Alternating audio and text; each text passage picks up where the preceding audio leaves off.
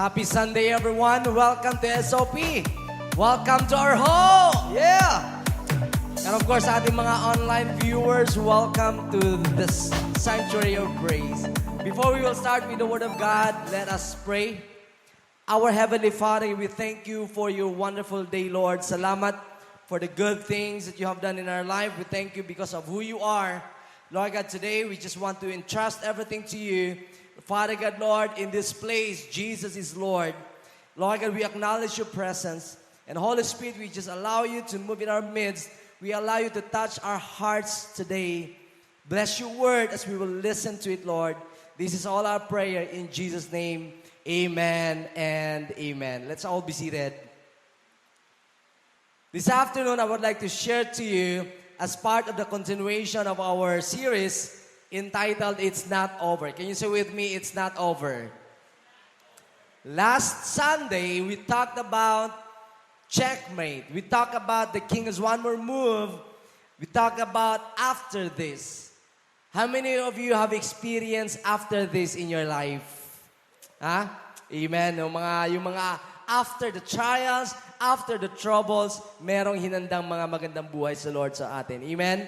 And this afternoon, as part of our continuation, let's go to the Word of God because I believe na lahat po na nangyari sa buhay natin ay may purpose. Amen? Maganda man yan o hindi maganda, may purpose si Lord. Bakit yan nangyari sa buhay mo? Do you believe that? And siguro some of us would like to ask me, Pastor, paano yung buhay ko nga ngayon medyo hindi maganda yung mga nangyayari? Again, it's not over. Amen? The Lord is not done with us yet. Sabi nga ng kanta natin last time, if we are not dead, God is not done yet.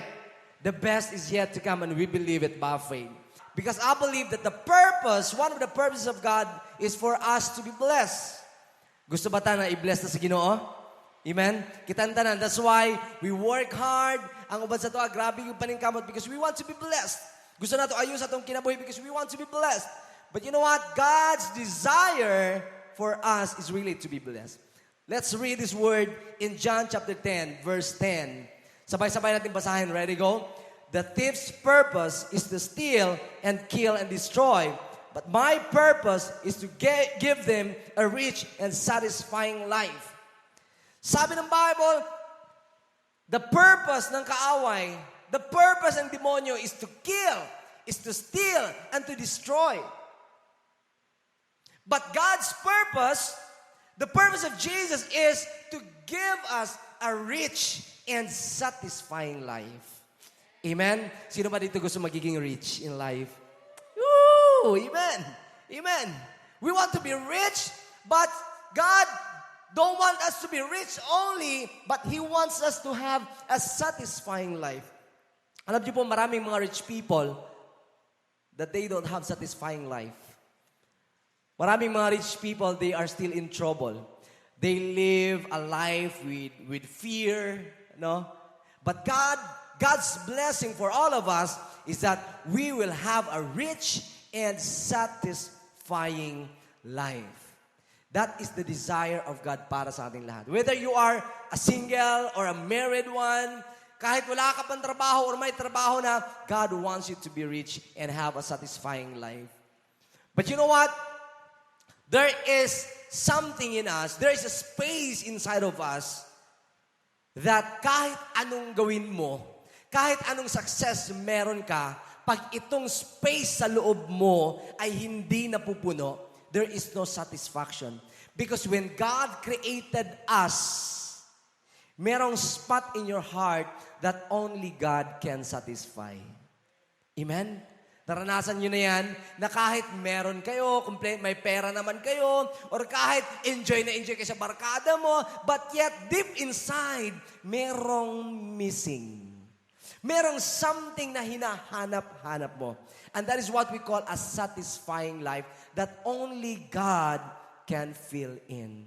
And God wants us to have a rich and satisfying life. Hindi lang yung puro pera without satisfaction. That is not the desire of God.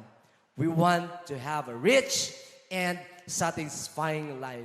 That's why this afternoon, I will be sharing to you this verse in Zechariah 8:13. It says, among the other nations, Judah and Israel became the symbols of a cursed nation. How many of you here na once in your life, parang sinasabihan ka na ikaw, wala yung kay pulo sa kinabuhi? How many of you here nakakarinig ka ng mga words from your auntie, from your uncle, sinasabihan ka, wala yung kay future, wak kay kagbaw ng bataa ka. Para bang you become like this, a symbol of a cursed nation. But I like the next. Sabi niya, but no longer. Everybody say, no longer. Say it again, no longer. Dati sinasabihan ka man siguro ng mama mo or ng ibang tao, wala ka talaga. Your life is over. Buti na lang, nandito tayo last Sunday. It's not yet over. I don't think so. And the same word na gusto ibigay sa atin ngayong araw na ito, that it's not anymore. You may have received curses before, but no longer. Everybody say, no longer. I like the next. Sabi niya, that now I will rescue you and make you both a symbol and a source of blessing. Can you say with me, symbol, source of blessing. That's the desire of God. Na lahat tayo magiging symbol and a source of blessing. Hindi siya symbol of curse, but magiging symbol of blessing. Sino gusto magiging symbol of blessing dito? Come on, taas ang kamay. Come on. Sino gusto magiging source of blessing dito? Yeah! And today, let's talk about this title, Symbol and Source of Blessing. Yan. When we say symbol, it becomes an epitome of blessing. Na pag nakikita ka ng tao, masasabi nilang, itong tao to, nakaka-bless. Pag nandyan itong taong to, grabe, parang may blessing. No? Now, how to become a symbol of blessing. Unahin mo natin itong symbol of blessing kasi symbol and source. But let's start first with the symbol. In Psalms chapter 1, verses 1 to 3, it says here, blessed or happy, fortunate, or prosperous, or in Bible, blessed is the man who walks and lives not in the counsel of the ungodly, nor stands in the path where sinners walk, nor sits down where the scornful gather. Ibig sabihin po niyan, sabi ng Bible, yung mga taong blessed, they are those people who walks and lives not in the counsel of the ungodly. Verse 2, it says, but his delight and desire are in the law of the Lord, and on his law, meaning to say, the instructions, the teachings of God, he habitually meditates day and night. And verse 3, and then, he shall be like a tree firmly planted by the streams of water, ready to bring forth its fruit in its season. Its leaves also shall not fade or not wither, and everything he does shall prosper. Now, let us redefine the meaning of blessed. Kasi we will be talking about symbol of blessing. So, paano ba natin matatawag na yung isang tao is a symbol of blessing? Again, sino dito gusto magiging symbol of blessing? Amen. We want to be a symbol of blessing. Now, let's redefine the meaning of blessed. Ano sabi dyan? Pag sinabi natin blessed, hindi lang siya prosperous, kundi meron siyang happy. Yun yung mga blessed. Happy. Pangalawa, inviolable. Kumbaga pa kainggit-inggit. Then merong fortunate. Or merong prosperous. That is blessed. Hindi lang prosperous, kasi maraming prosperous na mga tao na hindi naman happy. Meron ka makakilalang ganyan? Maraming pera pero hindi happy. No? Because the definition of blessed is una na dyan, happy. Pag masaya yung tao yan, isa yan sa mga nakikita natin na blessed. Now, meron tayong sinabi dyan that man's blessing is not on what he has, but on what he does. I will say it again. Man's blessing, ang blessing daw ng tao, hindi yung kung anong meron siya. Okay? But kung ano yung ginagawa niya. Okay? Hindi yung meron, marami siyang pera, marami siyang kotse, may mga bahay siyang ganito. No, hindi yun yung blessing. Para kay Lord, man's blessing is not on what he has, but on what he does. Kaya sinabi dyan, how blessed is the man who does not walk in the counsel of the wicked. Meaning to say, yung taong may ginagawa. Who does? Dili who does, ha? Kundi, may ginagawa. Hindi naman sinasabi, blessed is the man who has. It's not who has, but who does. May ginagawa. The symbol of blessing, makikita mo siyang tao na itong taong to ay isang symbol of blessing.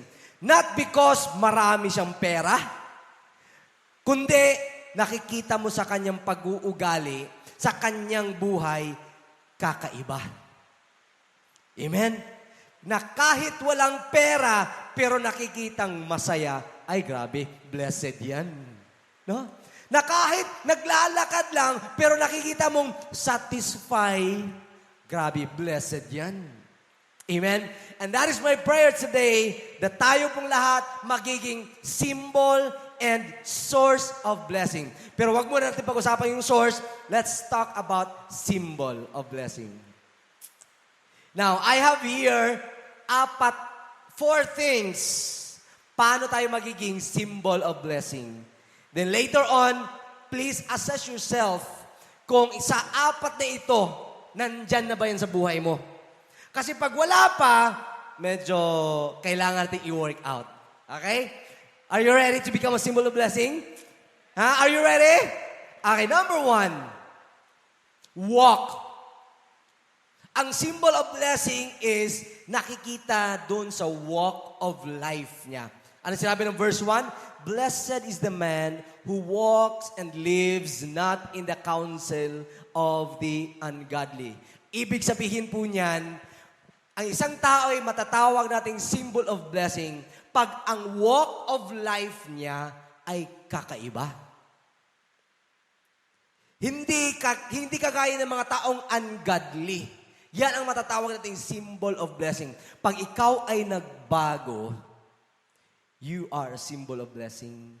Pag ang buhay mo ay sinurrender mo kay Lord, then naiba yung walk of life mo. Kung dati ito yung mga hilig mo, kung dati trouble lagi ang hinahanap mo, but this time, naiba yung walk of life mo. Then you become a symbol of blessing. Kahit wala kang pera, pero yung pag-uugali mo, nagbago. Man, you are a symbol of blessing. Amen? You are a symbol of blessing. Ang tunay na blessed person, yung na mga nagiging mabait. Parang kunti lang yata nag-amen ha. Yung tunay na blessed person, yung mga mababait. Mababait na asawa, mababait na mga bana, mababait na mga anak, mababait na mga koys. Nagiging mabait. At ang tunay na kabaitan, hindi nakikita lang dito sa sulod sa simbahan. Ang tunay na kabaitan, nakikita dun sa kanilang pamamahay. Amen? Now, how many of you here wants to be a symbol of blessing? Pag sinabi natin symbol of blessing, naiiba yung walk of life. You know, we thank God, meron tayong mga bagong kakilala ngayon, na dati yung walk of life nila, grabe. Kita mo, isa sa mga leaders natin dito, si Kuya Jok. Yan, ano yan? Gangster po na, dito sila ha. No? Gangster po na. No? Katong nakakita sa kahayag, ay grabe. Woo! Nausab ang walk of life. Grabe. Isa na sa mga symbol of blessing. Ito si Kuya Docs nyo. No? Unsa ni sa una, maghilak ang gabi, igway hubog-hubog. Pero katong nausab ang kinabuhi, nagiging symbol of blessing. Wow, mapapasana all ka talaga. Blessed person.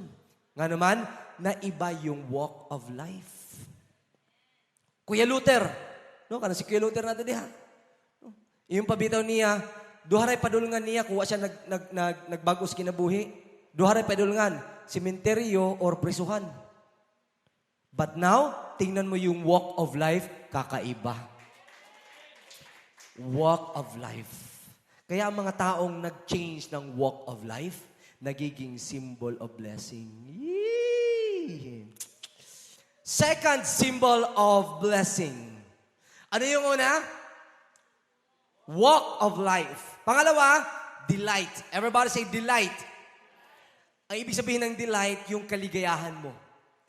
His delight, His desire are in the Lord. In the law of the Lord. Ang tunay na blessed person, na iba yung kaligayahan niya. Kung dati, ang kaligayahan mo, bisyo. Kaligayahan mo dati, inom. Kaligayahan mo dati, babae. Kaligayahan mo dati, puro ganito, ganito, ganito. But this time, na iba. Yung kaligayahan mo, para na kay Lord. Kung dati kaligayahan mo, pag magbulag, kasi mong uyab karon pagkaugma na ni bag-o.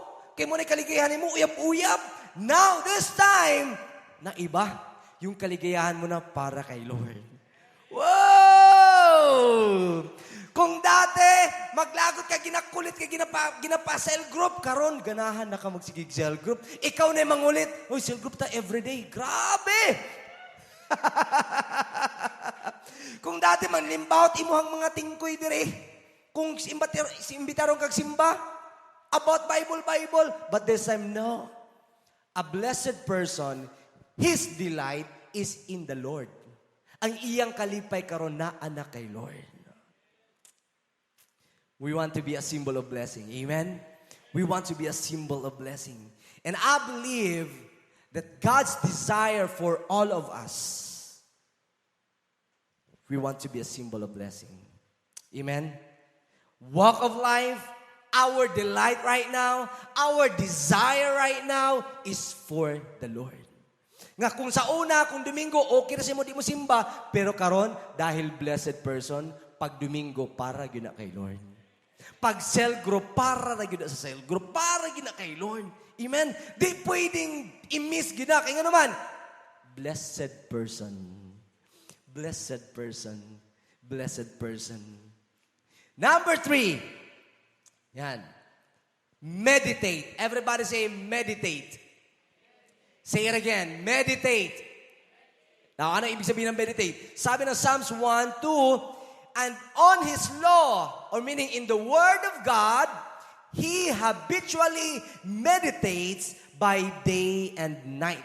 Ibig sabihin, nagbabasa, nagstudy ng Bible day and night. Everybody say, day and night. Everybody say, day and night. Ikaw, paano ka ba nagbabasa ng Bible? Every Sunday lang ba? Sabi ng Bible, he habitually meditates day and night.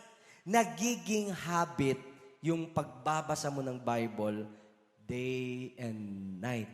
I-check man sa cell leader or daily, he meditates day and night. Nagiging habit. When we say habitually, hindi struggle sa'yo.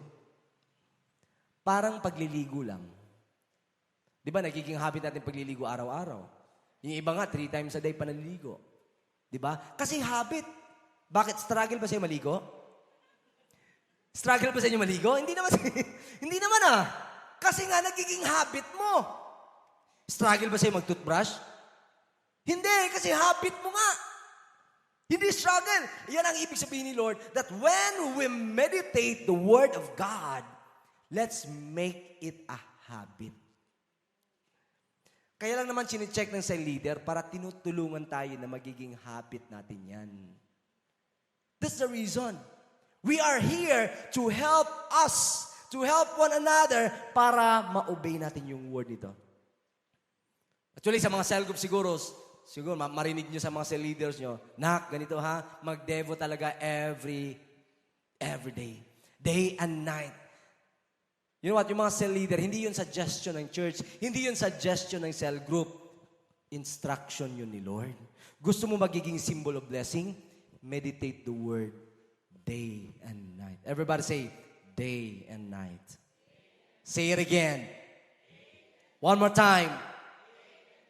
Meditate the word of God day and night. Amen. Kung kaya ganito mag-overtime, mag-overnight sa mga ML, sa mga dula, sa face, sa ito ang cellphone, Bible. Just read one chapter or half of chapter, basta make it a habit para masanay lang. Then, kung ganyan na yung buhay mo, I tell you, you are becoming a symbol of blessing, man. You are becoming a symbol of blessing. Ang tingin sa mga tao sa'yo, gabi, nakaka-bless ng taong to. You know, I have one of my cell group member, every Friday namin, isa siyang attorney. Though hindi pa siya nakapasa ng board, pero attorney siya, tapos ng law. Alam niyo, first time niya nagbasa ng Bible after ng cell group namin. First time niya. Sabi ko sa kanya, bro, start ka from John, Book of John. Alam niyo po, natapos yung buong Book of John noong Friday lang. 21 chapter, 21 days. Nagatrabaho pa yun sa Digos, ha? Every day, nagabiyahe. Morning and evening, biyahe sa Digos. Sabi niya, pagdating daw niya ng office, Pastor, every time na nakarating ako ng office, dyan pa siya nagde-devo. Tapos dyan pa niya sinusulat sa notebook, sa devotional notebook niya. Then pagkatapos, picture niya send sa akin, Pastor, tapos ako devo. Sabi ko, wow, nakaka-bless. Yan ang mga taong masasabi mong really nakaka-bless. Na kahit sobrang busy, but still, meditate the Word of God day and night. Yan yung symbol of blessing. So, ano yung una? Walk of life. Pangalawa, delight. Pangatlo, meditate. Amen? Kung gusto natin maging symbol of blessing, ito. It's up to us if we will receive it, we will believe it, but if we will live it, God will just help us to become a symbol of blessing. Amen?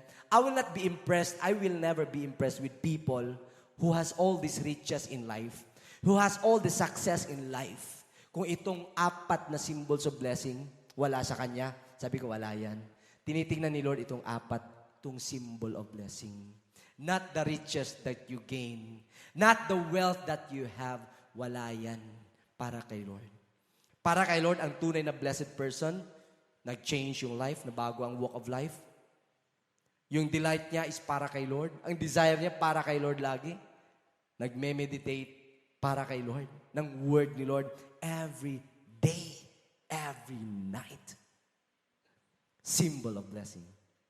Last one, pang-apat. Planted. Ano sabi ng Psalms 1:3? And he shall be like a tree firmly planted by the streams of water, ready to bring forth its fruit in its season. Its leaf shall not fade or shall not wither. Meaning to say, ang tunay na blessed person, yung natanim. Planted. Ano ibig sabihin ng planted? Hindi siya urong-sulong, hindi siya palipat-lipat, kundi steady, nakaplant, nakatanim. At alam mo kung saan ka dapat nakatanim. Ang sinabi dito, he shall be like a tree firmly planted by the streams of water. Doon sa malapit sa source ng blessing. Kasi pag ang kahoy, ang tanim, ay nakaplant doon malapit sa source ng water, kahit walang rain, kahit drought, as long as nandyan yung source, hindi mamamatay yan.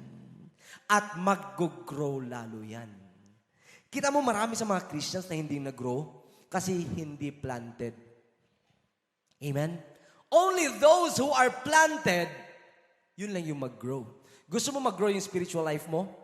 Be planted. Be planted doon malapit sa source. Be planted in the Lord.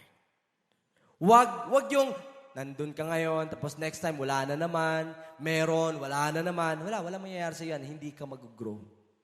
If you want to be a symbol of blessing, be planted. Na kahit walang nag-encourage sa'yo, kahit walang nag-lift up sa'yo, you don't care. You are not discouraged. Why? Because you are planted along the riverbanks. Mabubuhay at mag-grow ka. And later on, you will have fruit. Anong sinabi dyan? Ready to bring forth its fruit. Yung mga tunay na planted, yun yung nagbubunga. Only those who are planted will surely grow and will have its fruit in all seasons of life. If that person is planted, I tell you, that is a blessed person. Nakaka-bless. Yun ba kahit anong pagsubok sa buhay, hindi nag-give up. Planted nga. Kahit anong trials in life, kahit anong troubles in life, kasi nga planted, hindi basta-basta natitinag. Hindi basta-basta gumigive up, kasi planted. Yan yung mga nakaka-bless. You know, I've met many people who are so strong in the Lord, na kahit anong pagsubok sa buhay, tuloy pa rin ang laban para kay Lord. Woo! Sabi nga ni Pastor Aying, kung gamay lang nga pagsubok, mo give up na ka, unsa pagkaklaseng nga pagsubok nga ka na makapadayon si muha? Kung gamay lang nga pagsubok, give up dayon ka. Wala lang pagsubok nga baka padayon si muha. And in life, you will have all the trouble, sabi nga ni Jesus. You will have all the trials. Pag mo give up ka, muundang dayon ka, di na ka mo simba, di na ka mo apilog cell group, tungod lang kay na problema, man, you are not planted. Paano ka magiging symbol of blessing yan? You cannot be a symbol of blessing. God wants us to be planted because He wants to use us to become a symbol of blessing. Amen? Palakpakan mo natin si Lord for that. Come on. Ang tunay na symbol ng blessing, ano yung una? Walk of life. Pangalawa, delight, na iba yung delight niya. Pangatlo, nagme-meditate. Pangapat, planted. When you are that person, when you have that four in you, then you become a symbol of blessing. Kaya tawag sa'yo, blessed. Itong tao to nakaka-bless. No?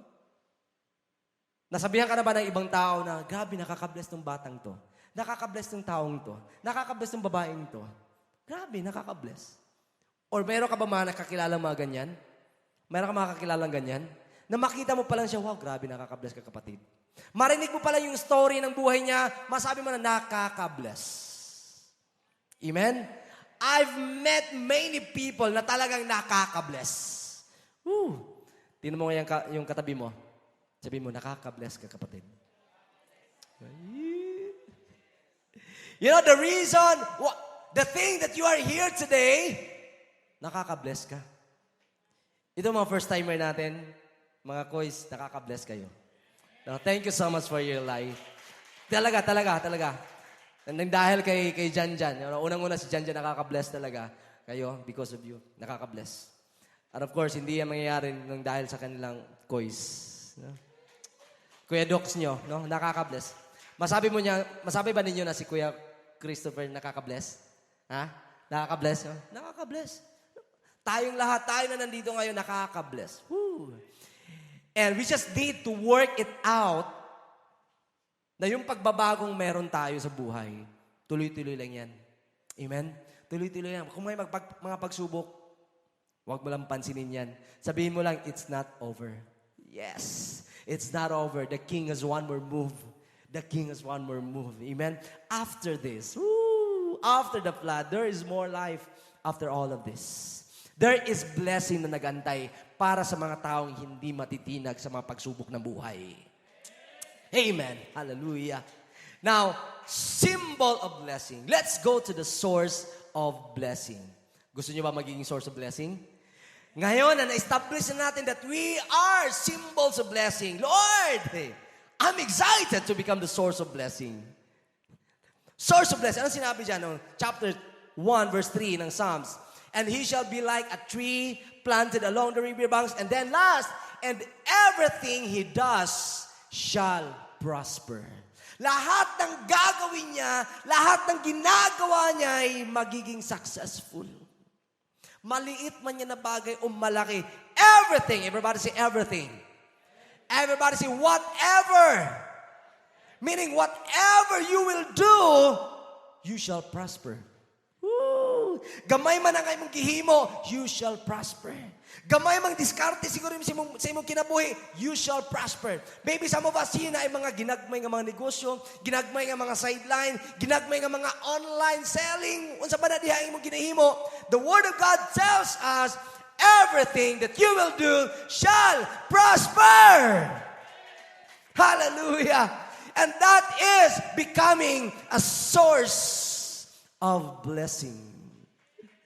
Namangutan ako sa imo ha, unsay gusto nimo? Ikaw ang sigig hiram or ikaw ang gusto magpahiram? Kung ako, mas gusto ko ako magsigig pahiram. Kaya nga naman, dili ko hutdan sa Ginoo. Para na ako'y perminting ikapahiram. Para na ako'y perminting ikapautang. Amen. Yan ang katapat. Pautanga taka. Pautangon taka. Kasi that's how being the source of blessing. Na may mga kaila nga kanaganin kung naa sa grupo, mo na mga source sa kalipay. Di ba? Naman kinasama sa mga grupo naman yung mga clowns. Ang buti ako mga pillars, kinsa yung mga clowns sa anin nila. Mura kiniman tanan. Asa mo naliwat? Di ba sa cell group, kung naa siya, wabong buhak kakita sa kalipay. Di ba nakno sa inyo po sa cell group, naapo no, naapo yung mga inana. No? Mo tawag na ito mga source of joy. No? Source of joy. Pero naapo yung mga tao nga, pag naagarin na siya, hilom tanan. Nanapod na siya. Oh, change topic. Or kung naaba kaya na siya, wag yun, dahil naiaway mahitabo. Mo na kitawag na ito source of trouble. Na may mga kailangan yung nana. Kada ko siya maglagot ka kunaa. Pero katawa ni mga taong mga source of blessing, paparating ba? Uy, nana si Kona. Yeah. Yes, na ay mang libre.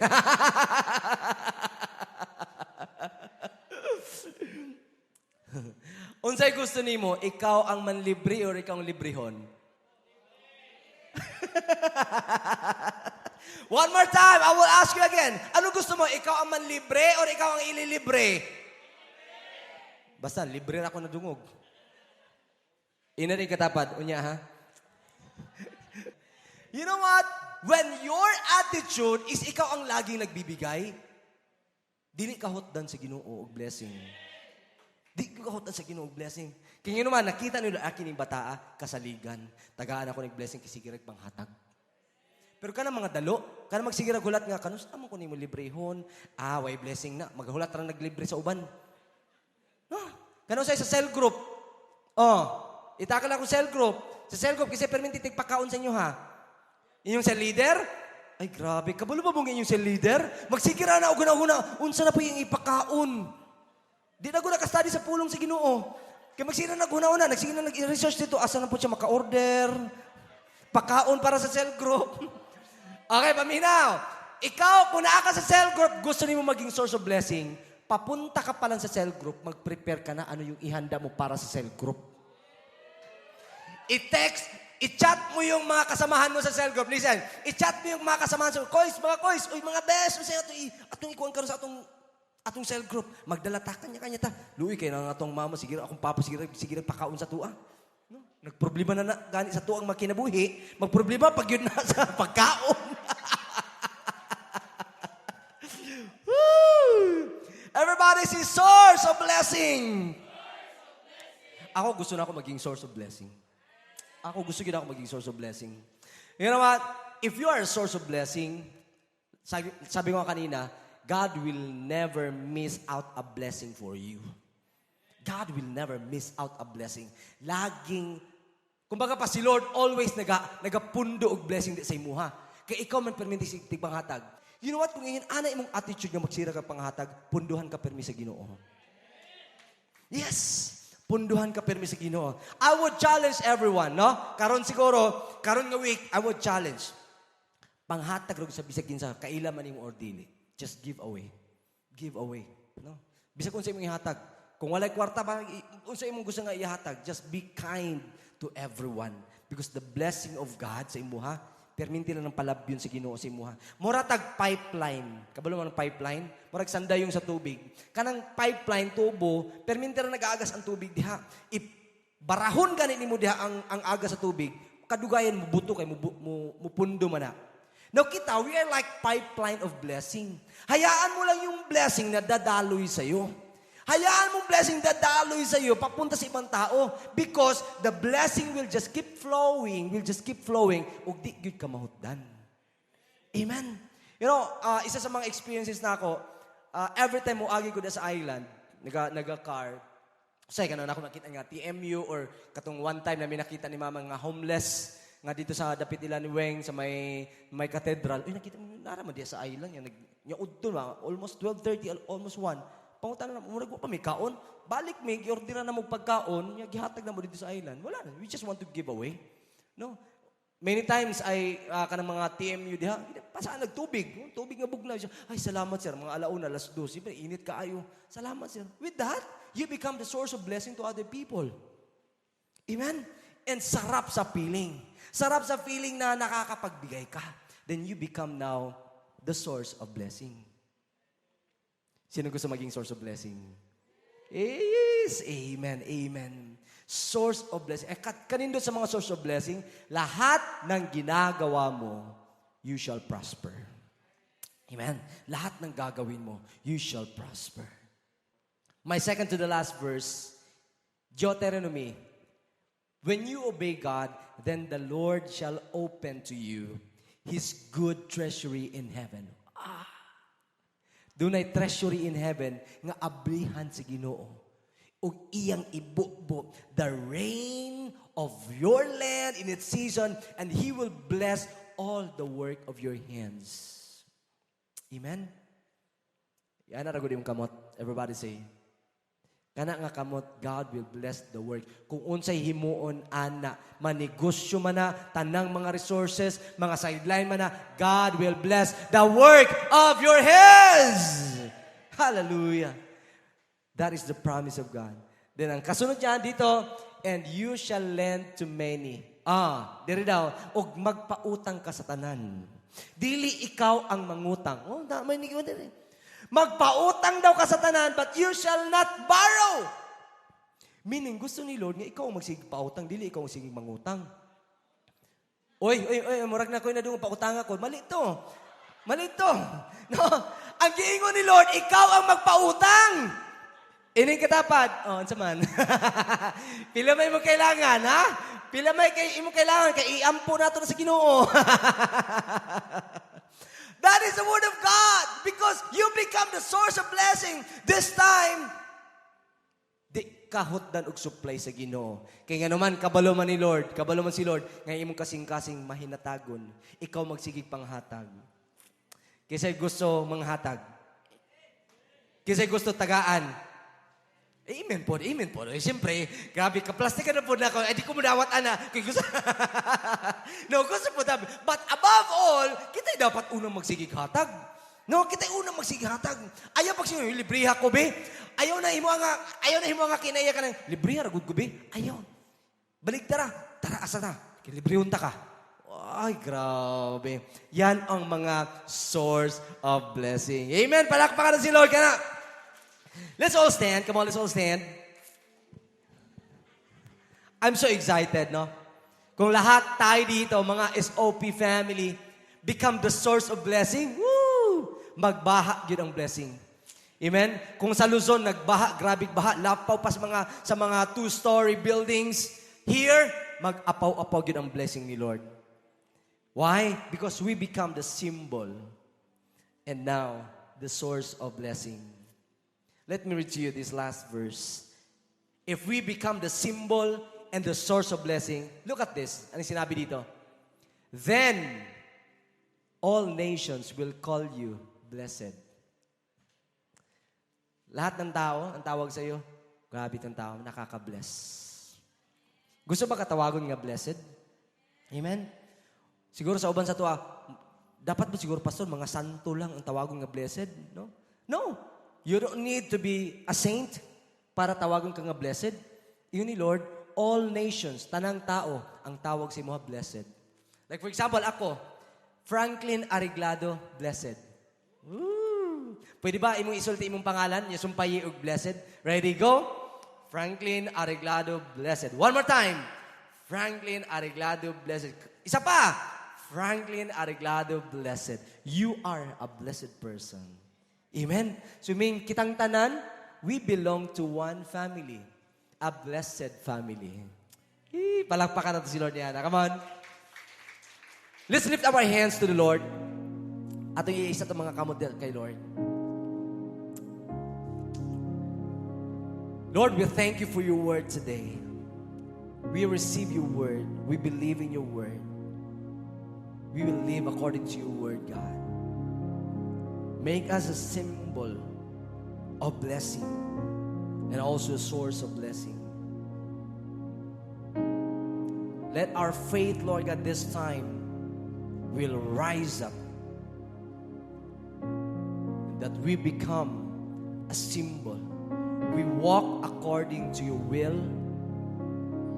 We meditate on your word day and night. Our delight is in you alone, Lord. We want to be planted. We want to be planted, God. In your presence, planted in your word, planted in your will, oh God. Because if we become a symbol of blessing, then we will become the source of blessing. I pray, Father God, Lord, everyone yung nakakarating ni, they will become the symbol of blessing and the source of blessing. We will lend to many. We will never borrow, God. We will lend and we will lend to many. In the name of Jesus. I pray, Lord, lahat ng may mga negosyo, lahat ng may mga income ngayon, Lord, lahat ng may mga trabaho, lahat, Father God, ng may mga resources, let your blessing will just overflow upon them, Lord God. Lord God, even yung mga wala pang mga income, wala pang mga trabaho, Lord God, but they have this desire na magbigay sa iyo ng first fruit, Lord God. Karoon pa lang daan, Lord. Bisag nag-desire pa lang sila, grant that desire for them. Let your blessing will just overflow upon them, Lord God. In the name of Jesus. We thank you. We are blessed, Lord God, with your word. We are blessed, Lord God, because of your blessing in our life. We honor you. We give you praise in Jesus' name. Amen and amen. Palakpakan si Lord. Let's all be seated.